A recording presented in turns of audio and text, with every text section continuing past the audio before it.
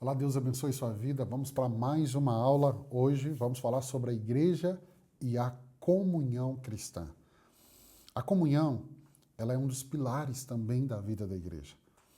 Porque não é uma simples convivência, é uma koinonia. Nós vamos definir isso daqui a pouco. É um compartilhar profundo da vida de Cristo. É um compartilhar dos valores do reino, do propósito de Deus. Então a comunhão, ela nasce da obra de Cristo, ela é sustentada pelo Espírito e ela vai se expressar no amor prático e no serviço mútuo.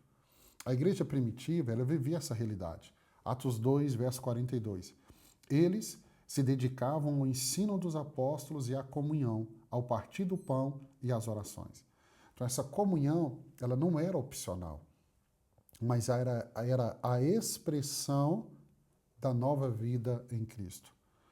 Calvino vai escrever assim: a comunhão dos santos é o vínculo pela qual os crentes são unidos em Cristo, para que, participando dos dons uns dos outros, avance junto na vida espiritual.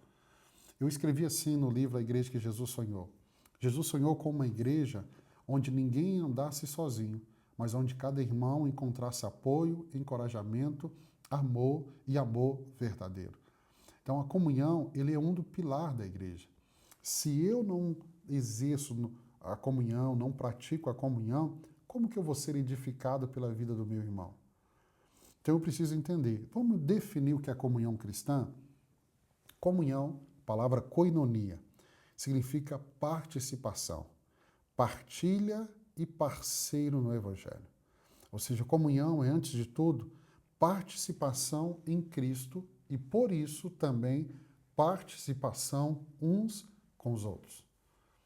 Então, se comunhão é participação com Cristo, é participação também uns com os outros.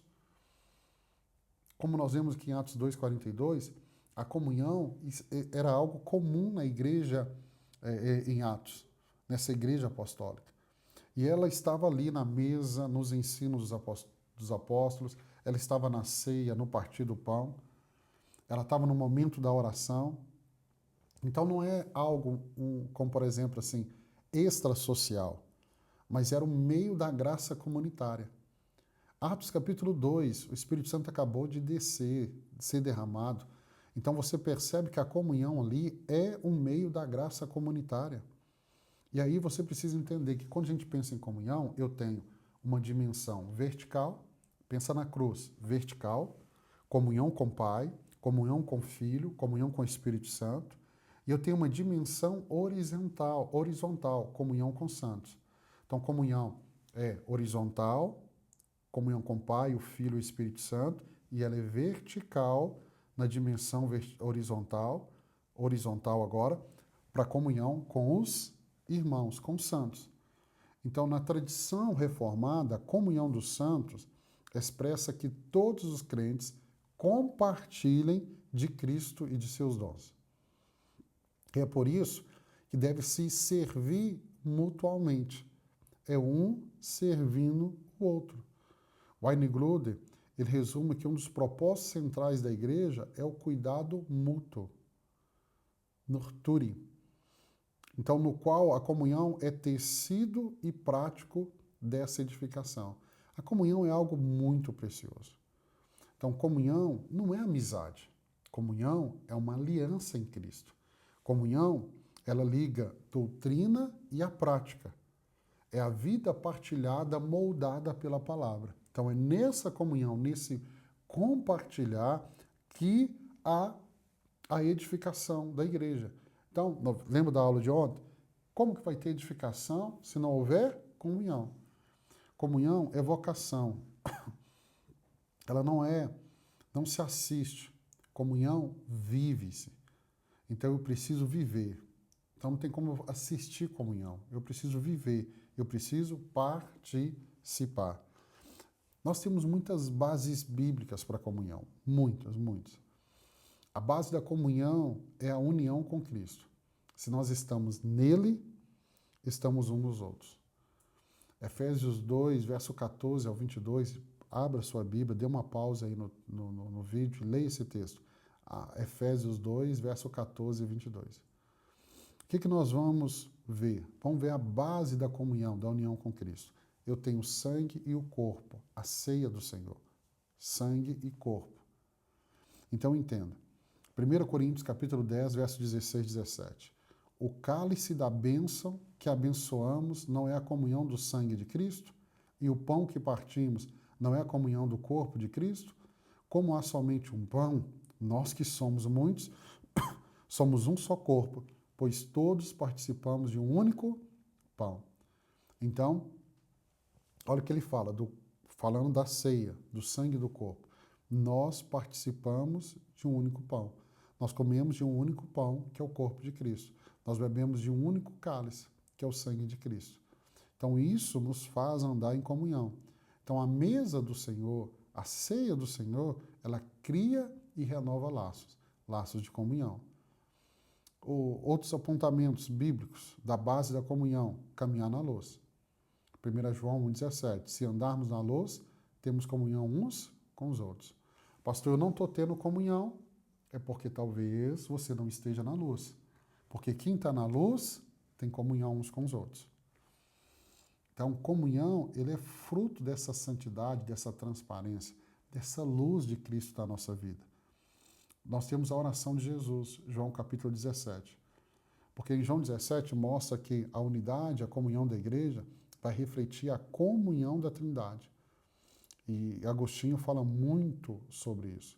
João 17, 21, Jesus vai falar, para que o mundo creia. Então, na comunhão, na unidade da igreja, dos irmãos, o mundo vai começar a crer. E nós não podemos ter barreiras para essa comunhão. Essas barreiras precisam cair. Calvino chama a igreja de mãe dos crentes, porque nela, na igreja, nós somos nutridos pela palavra, nutridos pelos sacramentos, nós já vimos isso, e pelo viver da comunhão. Então, entenda, quais são os elementos da comunhão? A comunhão bíblica, ela tem práticas concretas. Primeiro, amor sacrificial. Não tem como eu pensar em comunhão sem um amor sacrificial. Um amor que serve, um amor que prefere o outro. Paulo fala sobre isso. Então, se eu penso em comunhão, eu tenho que ter um amor sacrificial. É um amor que traduz em tempo, traduz em escuta, traduz em intercessão, traduz em recursos. Eu sou apaixonado com a igreja porque a gente vê isso. Irmãos ajudando outros, irmãos orando um pelo outro, irmãos parando para escutar, para aconselhar. E isso envolve o quê? Amor sacrificial. Se não tiver amor sacrificial, não vai dar conta, não vai ser uma comunhão bíblica. Além do amor sacrificial, tem o encorajamento e a mútua edificação. Então, a edificação que falamos ontem, quando há um estímulo da fé, das boas obras, isso acontece muito no aconselhamento bíblico. Por exemplo, a igreja que eu pastoreio, a Igreja Batista Imagine, a gente vê isso. Você não vai ver somente pastores atendendo, você vai ver líderes, irmãos mais experientes, atendendo outros, aconselhando, exortando. E a Bíblia vai falar em Gálatas 6:2, que nós devemos levar o fardo um dos outros. Tiago, capítulo 5, verso 14, fala de nós sustentarmos os mais fracos. Então, essa comunhão, ela acontece quando há esse encorajamento e quando há essa mútua edificação. Quando também acontece a confissão e a intercessão. Tiago 5,16, ele fala de confessar vossas culpas uns aos outros. Então, quando há confissão, intercessão, é um ambiente de luz, um ambiente de cura. Não é algo de fachada. Não é algo de fachada. E aí, há nesse ambiente uma intercessão perseverante. Há uma prática de hospitalidade. Romanos 12 fala que isso é um dom.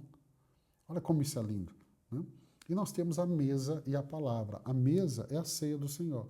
O pão e o cálice, que eu já disse.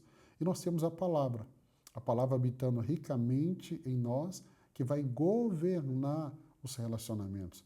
Nós temos um manual, nós temos um padrão, não é algo da nossa cabeça. É a Bíblia, é a palavra de Deus. Quais são os obstáculos à comunhão? Um deles, individualismo e consumo religioso. Então, troca-se o corpo por consumir serviço.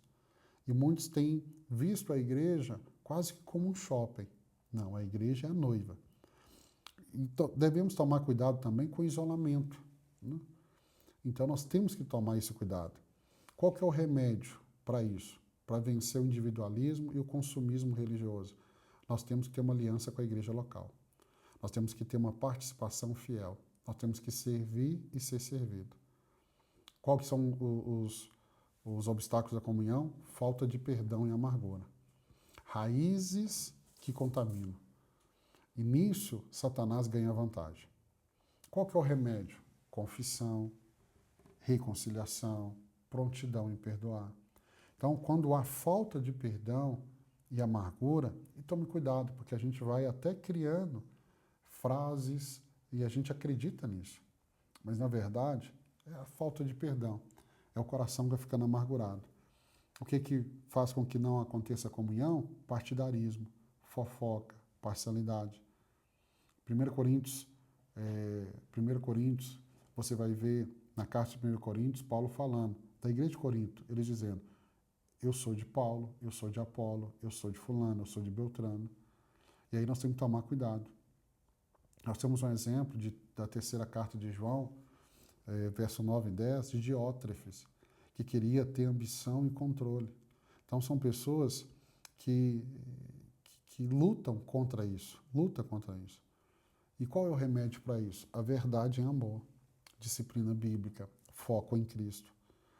Outro problema para a comunhão é o pecado da tolerância, o pecado tolerado, é a irreverência. A comunhão adoece quando a santidade é relativizada. O remédio é o temor do Senhor, é a correção pastoral, é a vida à luz da palavra. E o papel da comunhão na igreja, né? O papel da comunhão na igreja, ele é muito importante, porque a comunhão é ambiente da maturidade. Quando isso acontece, vai ter um crescimento orgânico, o corpo cresce, cada parte vai fazer a sua função, vai haver santificação prática uns dos outros, vai haver consolo, perseverança, vai haver testemunho missionário, né? Então nós temos que entender isso. De forma prática, como que eu vou promover relacionamentos saudáveis? Primeiro, compromisso formal com a igreja local. Então, membros que assumem votos de fé, vida e serviço. Eu preciso abraçar a igreja local, a igreja que o Senhor me implantou. Eu preciso de ritmos de comunhão. O culto é um lugar de comunhão, os grupos pequenos são um lugar de comunhão, os ministérios são um lugar de comunhão, o discipulado, a oração coletiva, as mesas abertas. Então eu preciso ter isso, esses ritmos de comunhão. Por isso que a minha visita na igreja, a minha ida na igreja não pode ser uma visita, não pode. Eu preciso ter uma cultura de perdão e de reconciliação. Mateus 18, verso 15 ao 17. Se o seu irmão pecar contra ti, vai até ele. Se ele não te ouvir, leva uma testemunha. Se ele não te ouvir, leva a segunda. Se ele não te ouvir, leva até os pastores. Então eu tenho que ter essa cultura do perdão, né? E eu preciso ter a diaconia e partilha. Ou seja, se é comunhão, eu preciso entender que no corpo, pessoas precisam. E precisam da igreja, precisam do irmão. E aí é possível criar uma rede de apoio. Isso é tão interessante. Semana passada eu estava no corredores da igreja e vendo uma senhora comentando que ela é nova na igreja e colocaram ela no grupo de carona da igreja. E agora ela consegue vir na igreja toda semana. Então precisa haver isso. Precisa haver uma formação intencional. Então precisa ter ensino para que isso aconteça. E nós temos que ter, sabe o quê? Regras que vão trabalhar para que não haja esses inimigos da comunhão. Por exemplo, fofoca, difamação. Então, para isso, tem que haver disciplina, prestação de conta, ou seja, eu crio um ambiente saudável. E quando se trata de comunhão, sempre é necessário uma avaliação contínua. Porque senão, começa com comunhão e amanhã está acontecendo assim, divisão. Para terminar essa aula, a comunhão é mais do que um aspecto secundário na vida cristã. Ela é a própria expressão da nova vida que recebemos em Cristo. Por isso nós vemos isso tão claro no livro de Atos. Então, onde há comunhão verdadeira, o evangelho é visível, a fé é fortalecida, o mundo pode enxergar a realidade do reino de Deus. A igreja primitiva ela prosperou porque vivia intensamente essa partilha. A base da comunhão é a união com Cristo. Se nós estamos ligados a Ele, inevitavelmente nós estaremos ligados uns aos outros. Então não tem como eu dizer que eu estou ligado a Cristo se eu não estou ligado à igreja, ligado a meu irmão. Então uma igreja que vive a comunhão, ela é um ambiente de cura, é um ambiente de maturidade, onde os crentes, os cristãos podem ser aperfeiçoados, onde a missão ela é cumprida. Então se há comunhão, há edificação dos crentes, sustento dos fracos, consolo dos abatidos, testemunhos daquilo que Deus está fazendo e o testemunho também para o mundo, para o mundo. João capítulo 13, verso 35. Com isso todos saberão que vocês são meus discípulos, se vocês amarem uns aos outros. No livro A Igreja que Jesus Sonhou, eu escrevi assim: a igreja não foi chamada para ser um ajuntamento de indivíduos solitários, mas uma família onde a vida é compartilhada e o amor de Cristo se torna palpável. Então a igreja é o lugar onde a vida de Cristo se torna visível. E como que eu vejo isso? Na comunhão dos santos. E aí é onde vai haver amor, serviço, perdão, e é aí que a glória de Deus vai resplandecer para o mundo. Eu quero abençoar a sua vida. Chegamos ao final de mais uma aula. Amanhã nós continuamos a nossa aula e amanhã eu vou falar sobre o papel social da igreja. Nós já estamos caminhando para a reta final desse módulo. Amanhã a aula, o papel social da igreja. Deus abençoe sua vida. Eu te encontro aqui amanhã.